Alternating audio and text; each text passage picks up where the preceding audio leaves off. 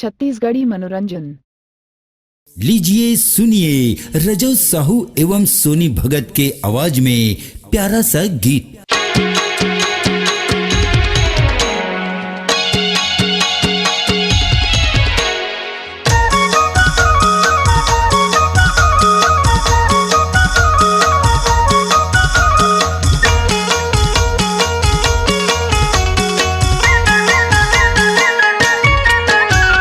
झंडा तोर हवा ये निशाना, ए बाबा तोर नाव के हवा में दीवाना। सादा झंडा तोर हवा ये निशाना, ए गुरु तोर नाव के हवा में दीवाना।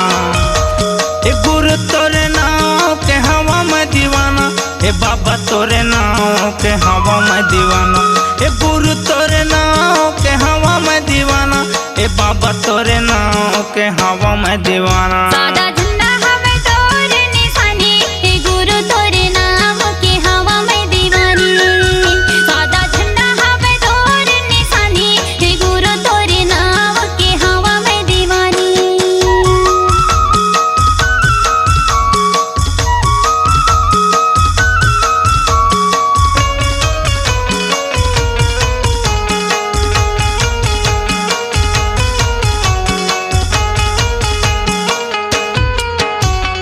छत्तीसगढ़ में आके बाबा झंडा लगाएगा, सत्ता के नाम ला उजागर कराएगा। छत्तीसगढ़ में आके बाबा झंडा लगाएगा, सत्य के नाम ला उजागर कराएगा।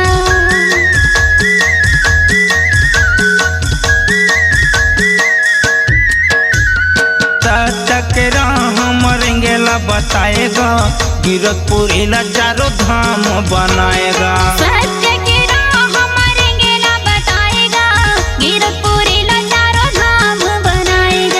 तोरे माया के बाबा दे देते निशाना, तोरे माया के गुरु दे देते निशाना।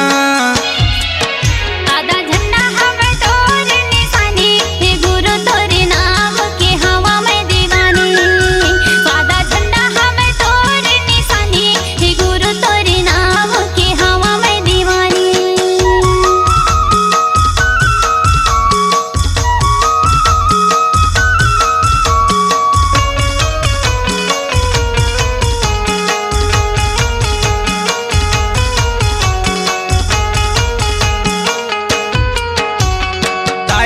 दे भैया मन तोरे गुण लगातेगा, तोरे गुण ला पाके भैया अड़बड़ सुख पातेगा। दाई दीदी भैया मन तोरे गुण लगातेगा, तोरे गुण लगा के बाबा अड़बड़ सुख पातेगा।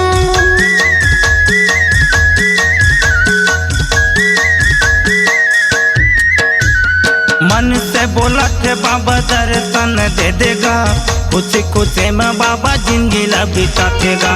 मन से बोला था बाबा दर्शन दे देगा, खुशी खुशी में बाबा जिंदगी बितावेगा। अली गली गूंजे बाबा तार कहानी, अली गली गूंजे गुरु तार कहानी। सादा झंडा हमें तोर निशानी, हे गुरु तोरे नाम के हवा में दीवानी। सादा झंडा हमें तोर निशानी, हे गुरु तोरे नाम के हवा में दीवानी।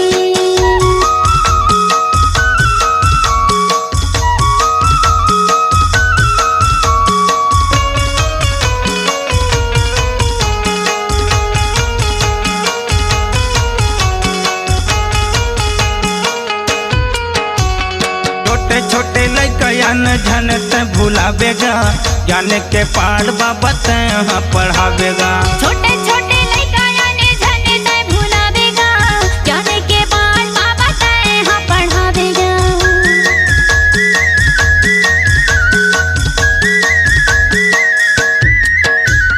तर जाही चोला बाबा अंगना में आवेगा, दुखिया गरीब के चोला ला सजावेगा। तर जाही चोला बाबा अंगना में आवेगा, दुखिया गरीब के चोला ला सजावेगा। मन में बताए रही तार कहानी, मन में बताए रही तार कहानी।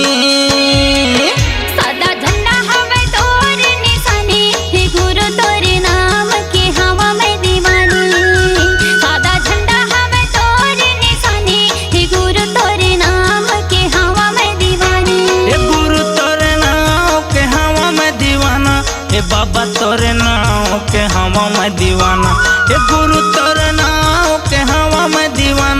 ए बाबा तोरे नाम के हवा मैं दीवाना।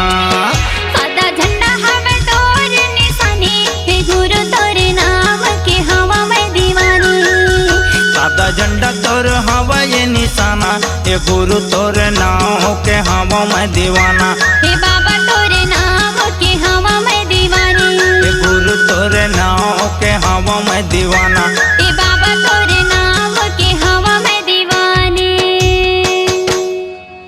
छत्तीसगढ़ी सांस्कृतिक लोक संस्था गुरतुर बोली गवाई के गायक रजौ साहू एवं सोनी भगत। कार्यक्रम हेतु संपर्क करें मोबाइल नंबर 9479982639 और 9516800357।